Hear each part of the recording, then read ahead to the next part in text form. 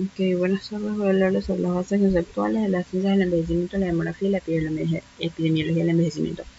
Dentro de estas bases conceptuales de las ciencias del envejecimiento podemos ver que está la gerontología, la cual es la ciencia que va a estudiar los aspectos biológicos, sociales, psicológicos del envejecimiento. Este va a transitar desde el estudio del proceso celular involucrado en el envejecimiento y la vejez hasta la búsqueda de formas y medios para la mejora de la calidad de vida de los adultos mayores y las familias de los mismos.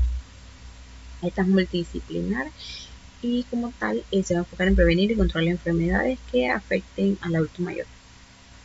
Esta también puede estudiar lo que es no solo el envejecimiento, sino las consecuencias del mismo.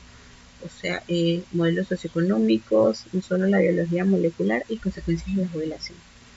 En cuanto a la geriatría, vamos a ver que es una rama es la gerontología, que estudia aspectos clínicos, preventivos, terapéuticos y sociales del anciano en situación de salud o enfermedad. Va a incluir aspectos relativos de la mayoría de las disciplinas clínicas y es una ciencia muy joven, ya que el término fue acuñado aproximadamente como en 1909, refiriéndolo como parte de la medicina relativa a la vejez y las enfermedades. Hablando de todo esto, vamos a mencionar lo que es el concepto del envejecimiento como tal, y podemos ver que este es el proceso que está asociado generalmente a la disminución en la eficacia del funcionamiento orgánico y que va a llevar más tarde o temprano a la muerte. En especial en el enfoque biológico se habla que existe declinación de funciones desde la aparición de la vejez. Se identifican precisamente el envejecimiento como el deterioro orgánico y celular. Así se menciona el proceso llamado envejecimiento primario, que vamos a ver que está basado en raíces de la herencia, hay cambios inevitables en el detrimento de la persona relacionados con el tiempo, esto independientemente de la existencia de estrés, traumas o enfermedades. Sin embargo, hay varios procesos de envejecimiento que no están presentes en todas las personas y que van a avanzar a ritmos diferentes. Esto puede estar altamente influenciado por lo que es el estilo de vida de una persona. En cambio, cuando vemos ahora el envejecimiento secundario, este sí va a estar altamente referido con lo que son la falta de capacidades como resultado ya sea de trauma, enfermedades o estrés. Para ampliar un poco más el tema, podemos ver que el envejecimiento primario es el proceso o grupo de procesos responsables del conjunto de cambios estén observados con la edad en los individuos y no tengan relación con enfermedad o traumas, ¿no? En cuanto a esto, vamos a ver que está asociado, consta de lo que es la universalidad, la independencia de factores externos, la progresividad que exista, la deleteriedad y la irreversibilidad. O sea que no puede cambiarse, ¿no? En cuanto al envejecimiento secundario, se van a producir en los seres vivos cuando son sometidos a la acción de fenómenos aleatorios y selectivos que se producen a lo largo del tiempo de vida del ser y que van a interaccionar con mecanismos y cambios propios del envejecimiento primario para producir el envejecimiento habitual. Vamos a ver que está asociado a trastornos crónicos y los cambios adaptativos para mantener la homeostasis del medio interno. Independientemente de esto, ambos tienen una característica fundamental común, que es la pérdida de la reserva funcional. En este se condiciona una mayor susceptibilidad a la agresión externa. Van a disminuir los mecanismos de respuesta y la eficacia del adulto mayor para conservar el medio interno. Va a haber disminución de respuesta que inicialmente solo se va a manifestar bajo circunstancias de intenso estrés para luego pasar a manifestarse ante mínimas agresiones. Esta susceptibilidad mayor se va a producir de manera progresiva, va a aumentar según se pierde la reserva funcional, la posibilidad de que cualquier ente causal desencadene la pérdida de función, discapacidad y dependencia. Estas podemos ver, por ejemplo, un ejemplo como en los ancianos la iatrogenia, derivada de tratamientos farmacológicos o también derivados de la propia actividad asistencial que el anciano necesite para mejorar y recuperar su salud. En cuanto a la demografía y epidemiología del envejecimiento, vamos a ver cómo este va a afectar el crecimiento económico, la migración, patrones laborales y de jubilación, las estructuras familiares, sistemas de pensión y salud y el comercio y la posición que tienen las naciones entre sí. Vamos a ver cómo aumenta la esperanza de vida. 20 años ha aumentado desde 1950 a 20 años y ahora llega a 66 años y se prevé que para 2050 esto ha aumentado 10 años más, o sea que 76 años. Este triunfo demográfico y el rápido crecimiento de la población en la primera mitad del siglo XXI van a significar que el número de personas de más de 60 años, que era alrededor de 600 millones en el año 2000, puede llegar a casi 2.000 millones en el 2050. Podemos ver que en los países desarrollados y con economías en transición el número de personas de edad supera el de niños y las tasas de natalidad han descendido por debajo del nivel de reemplazo. En cuanto a las regiones menos desarrolladas, podemos ver que las mujeres de edad no van a superar el número de hombres de edad en la misma medida que en las regiones desarrolladas, ¿no? También podemos ver que tanto los números absolutos como los índices eh, de personas que están en edad de trabajar, o sea, dependientes como jóvenes jubilados, o la proporción también van a resultar importantes porque va a haber menos mano de obra, ¿no? El tamaño de grupos en edad de la población va a repercutir en el número de camas que se necesiten para hospitalización, en tanto que la proporción entre niños y ancianos podría modificar la demanda relativa que exista de pediatras y geriatras. O sea que estamos viendo un proceso de longevidad mayor al que ya se iba produciendo en el siglo XX. Este aumento podemos ver que ha sido más notable, más rápido en países en desarrollo y se puede duplicar en los próximos 50 años.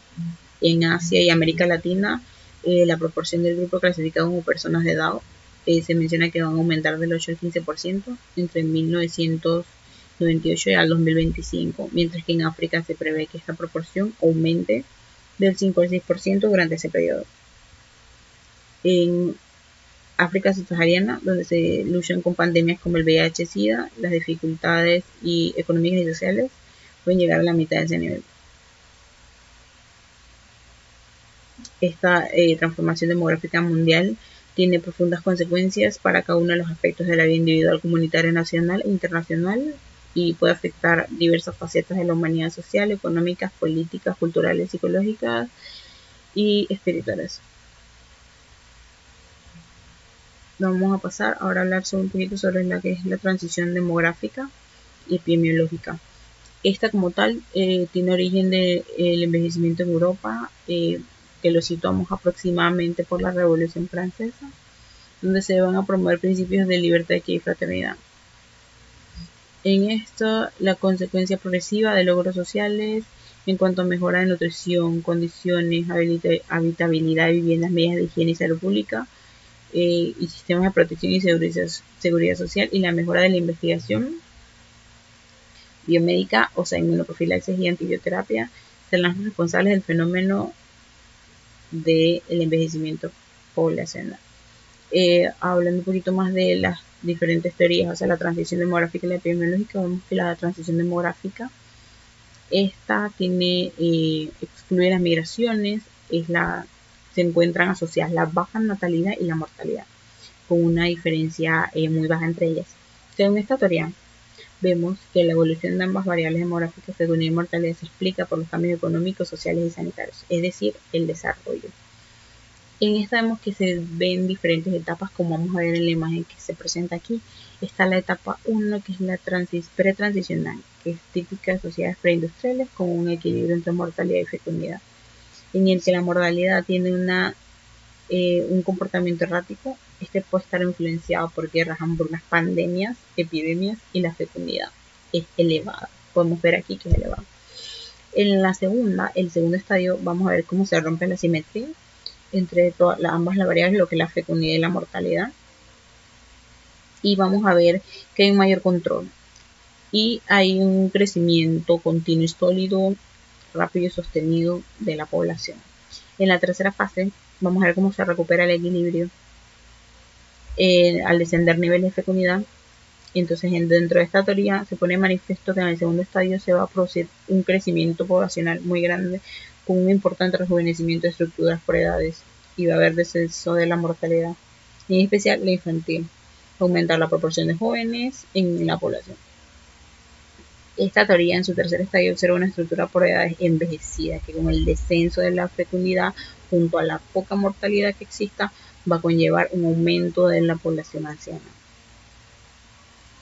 Van a ver en esta el rápido crecimiento económico y la elevada fecundidad, van a ver cómo hay un estancamiento demográfico. En cuanto a la transición epidemiológica, podemos ver que hace alusión al cambio en menores incidencias, prevalencia y letalidad de enfermedades infecciosas y agudas, junto con el incremento de incidencias, prevalencia y letalidad de enfermedades crónicas y degenerativas. Vamos a ver que hay mayor longevidad de una población y cómo esta es causa y consecuencia de cambios en patrones de enfermedad. La enfermedad infecciosa, la cual es más prevalente de forma tradicional en la historia de la humanidad, de origen exógeno, transmisible y de curso agudo, es reemplazada por enfermedad edades dependiente, de origen endógeno, no transmisible, de curso crónico y frecuentemente incapacitante. Esta menciona cómo existen personas mayores con muchos problemas de salud y la morbilidad de los ancianos se va a clasificar en tres categorías. Morbilidad, la cual asociamos a procesos crónicos frecuentemente mortales derivados de problemas como la arteriosclerosis, cáncer, enfermedad pulmonar obstructiva crónica, y pueden ser tratados o prevenidos con sitio y prolongar la vida del sujeto. La morbilidad, que la vemos que se asocia a enfermedades raramente mortales como las hernias, el estreñimiento, la depresión, y su prevención no va a prolongar la vida del sujeto, por lo que supone una reducción neta en la morbilidad. Y la asociada a la senescencia, o sea, problemas derivados de la pérdida de la homeostasis y de la dependencia, algunos de ellos como la osteoporosis, el déficit visual y auditivo, y la pérdida de memoria y la incontinencia. Y vamos a ver cómo la prevención no aumenta la supervivencia, pero sí aumenta el periodo libre de morbilidad. Al aumentar la esperanza de vida, la morbilidad por estos procesos subirá de forma importante. En todo esto vamos a ver cuáles son las primeras causas, basándonos en The Global Burden of Disease Study, que es el estudio de la carga mundial de enfermedades. Y este estudio cómo se encuentra el fenómeno de la transición epidemiológica en diferentes regiones del mundo, y en base a un índice llamado el DALY, que va a integrar la mortalidad y la discapacidad. Vemos que en el mundo la principal causa de muerte es la enfermedad crónica, después de enfermedad aguda y seguida en menor medida de accidentes en un 10%. En los países desarrollados, estas proporciones vamos a ver que se encuentran en mayor medida igualmente. O sea que hay mucho más de enfermedad crónica, aumenta también los de enfermedad aguda y se encuentran en menor medida los de enfermedad aguda y de los accidentes. Por grupos específicos podemos ver cuáles son las causas más importantes de mortalidad. Podemos ver que la cardiovascular con un 28% esta primera, luego procesos infecciosos parasitarios con un 18,4% y las tumorales en un tercer lugar con un 12%. En otros países de economía de mercado crecerán en vías. Las proporciones de mortalidad van a cambiar. Las cardiovasculares vamos a encontrar un 44,5%, tumorales 24,5% y de origen respiratorio un 5%. Y los países con mayores tasas de mortalidad son los que presentan la mayor prevalencia de discapacidad como tal. Con respecto a la prevalencia de enfermedades, o sea, la clasificación de enfermedades, podemos ver que están principalmente los cardiovasculares, neuropsiquiátricos y los tumorales al 2020, ¿no? En mayor medida vemos cómo se presenta la hipertensión arterial con un 70,9%, que está mayormente en mujeres. La patología articular con un 43,6%, se dan en mayor medida en mayores de 80 años y mayormente en mujeres. La hipercolesterolemia con un 26%. La diabetes mellitus con un 16%, patologías respiratorias con un 12,8%, insuficiencias cardíacas con 11,3%, arteriopatías periféricas 10,9% y cardiopatías isquémicas un 8,4% aproximadamente. En cuanto al OMS, menciona que existen distinciones entre daños, discapacidades y limitaciones, y vamos a ver cómo una enfermedad puede deteriorar el funcionamiento del órgano haciéndolo insuficiente, y cómo este va a condicionar o no la disminución de la capacidad para realizar tareas de autocuidado o sociales. Vemos cómo esta en el medio comunitario puede ocurrir en mayor medida en mayores de 65 años. Y vamos a ver cómo este presenta dificultades para realizar actividades de la vida básicas de la vida diaria y tiene limitaciones máximas, limitaciones moderadas y precisan ayuda para realizarlos. Mencionan que estas actividades se ven presentes en un 15% en los mayores de 65 años y para las más simples vamos a ver que un 45% más complejas como realizar gestiones y papeleos en mayores de 85 años. vemos ahora cómo en América Latina estos números se presentan o cambian, y va a depender de la etapa de la transición demográfica en que se encuentre cada país, ¿no? Ya que estos son muchos en vías de desarrollo.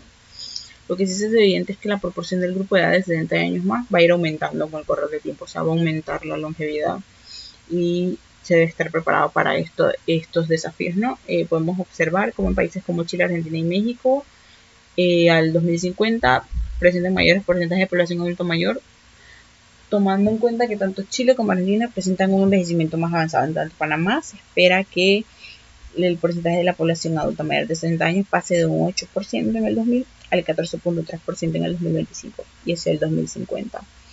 Vemos cómo se prevé que este grupo etario representa aproximadamente un cuarto de la población total. Esto basándonos en el último censo que se realizó en el país, ¿no?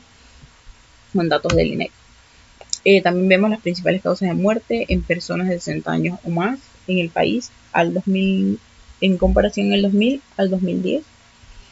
Vemos cómo son de las demás causas las que se presentan en mayor medida. Vemos como luego se presentan un 17% de tumores, luego enfermedades isquémicas del corazón, enfermedades cerebrovasculares, otras enfermedades y la diabetes mellitus. Estas son importantes para conocer el estado de salud, la calidad de vida y así identificar las necesidades de este grupo poblacional, o sea, los adultos mayores de 60 años o más, ¿no? En cuanto a proyectos para o recomendaciones de estrategias que existan para poder tratar a este grupo etario y se respeten los derechos de las personas adultos mayores. Podemos ver que en Panamá esto es lo que se planteó al año 2003. Así buscando no proteger de forma integral, buscando mejorar la calidad de vida de las personas en edades avanzadas y permitiendo que este sector de la población se integre al desarrollo socioeconómico, político y cultural del país, aún así viendo, ¿no?, de que esto va a seguir aumentando y se prevé que para el 2050 siga aumentando, por lo que este es el marco de lo que se busca desarrollar en América Latina y el Caribe sobre el envejecimiento. Muchas gracias.